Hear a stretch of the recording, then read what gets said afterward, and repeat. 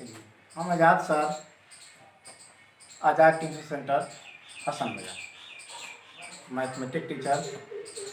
आज हम लोग 10 क्लास का एक नया चैप्टर चालू करने जा रहे हैं जिसका नाम है समांतर श्रेणी अर्थमेटिक प्रोग्रेशन। आज हम लोग इसका डिफिनेशन चलेंगे। नेक्स्ट क्लास में एक्सरसाइज पर क्वेश्चन हम बनाएंगे। सबसे पहले आते हैं अनुक्रम, सीक्वेंस। अनुक्रम संख्याओं का एक क्रम है जो किसी निश्चित नियम के अनुसार लिखे जाते हैं।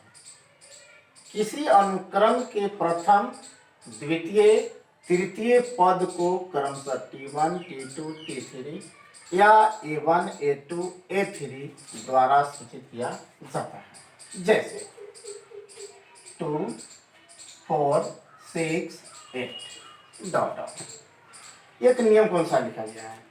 1, 3, 5, 7। अगला नेक्स्ट टॉपिक है श्रेणी, सीरीज। किसी अनुक्रम के पदों को प्लस या माइनस चिन्हों द्वारा संबंधित कर दिया जाता है तो वह अनुक्रम श्रेणी बन जाता है। यानी यह भी एक प्रकार का अनुक्रम है। जिस तरह अनुक्रम हम लिखे हैं, इस अनुक्रम में अगर हम प्लस और माइनस का चिन्ह दे दें तो ये अनुक्रम बन जाता है श्रेणी। जैसे 1 + 3 + 7 + 9 ये लिए हैं अनुक्रम। इसमें का ले दिए हैं, प्लस कर दिए हैं तो क्या बन गया है? ये श्रेणी बन गया है। ठीक उसी प्रकार 1 + 3 + 5 - 7 + 9।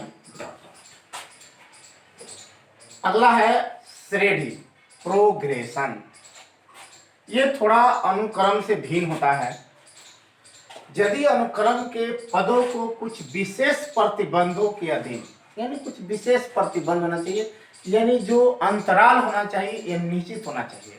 अनुक्रम में अंतराल निश्चित हो या ना हो उससे कोई मतलब नहीं होता है। लेकिन जब हम श्रेणी लिखेंगे, प्रोग्रेशन लिखेंगे तो उसमें जो अंतराल होगा एक नियम के अनुसार होगा, एक निश्चित अंतराल होगा। तो कुछ विशेष प्रतिबंधों के अधीन लिखे जाए तो उसे हम श्रेणी कहते हैं। श्रेणी को 3 भागों में बांटा गया। पहला है समांतर श्रेणी, अर्थमेटिक प्रोग्रेशन। दूसरा है गुणोत्तर श्रेणी, ज्योमेट्रिक प्रोग्रेशन। तीसरा है ऋणात्मक श्रेणी, हार्मोनिक प्रोग्रेशन। हमें तीनों में से सिर्फ 10th क्लास में एक ही पढ़ना है, समांतर श्रेणी, अर्थमेटिक प्रोग्रेशन। बाकी 2 टॉपिक जो मिलेगा यानी ज्योमेट्रिक प्रोग्रेशन और हार्मोनिक प्रोग्रेशन हम लोगों को उच्च कक्षाओं में यानी 11th क्लास में हम लोग पढ़ेंगे। तो हम आते हैं अर्थमेटिक प्रोग्रेशन। वह श्रेणी अर्थात वह श्रेणी जिसमें प्रत्येक पद ठीक पहले वाले पद में कोई निश्चित राशि जोड़ने या घटाने से प्राप्त होता है। इसे संक्षेप में एपी लिखते हैं। इसके प्रथम, द्वितीय एवं तृतीय पद को क्रमशः T1, T2, T3 या A1, A2, A3 से सूचित किया जाता है। जैसे 1, 3, 5, 7, 9 ये क्या है? ये एपी है। देख लीजिए, यहाँ 1 है, 1 में 2 जोड़े 3, 3 में 2 जोड़े 5, 5 में 2 जोड़े 7, 7 में 2 जोड़े 9। ये एक निश्चित नियम के अनुसार जुड़ रहा है। प्रत्येक पद में 2 जुड़ रहा है। 2, 4, 6 सार्व अंतर या पदांतर, कॉमन डिफरेंस। यदि किसी एपी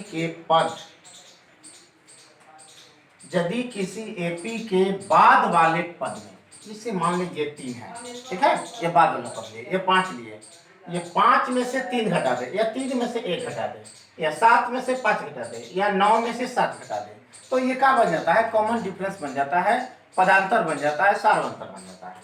यदि किसी एपी के बाद वाले पद में ठीक पहले वाले पद को घटाने से, कहीं से पद स्टार्ट करेंगे, ठीक है, लेकिन ये ध्यान पहला पद शुरू में नहीं लेना है, इसको छोड़कर कोई पद लेंगे और ठीक पहले वाले पद को घटाएंगे। उसे सार्वंतर कहते हैं। इसे डी द्वारा सूचित किया जाता है।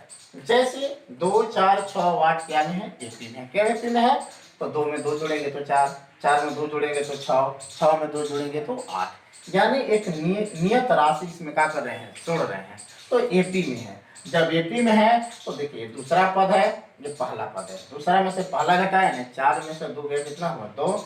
और इसी तरह तीसरा, और ये दूसरा पद है, तीसरा में से दूसरा घटाए ना, 6 में से 4 गया 2।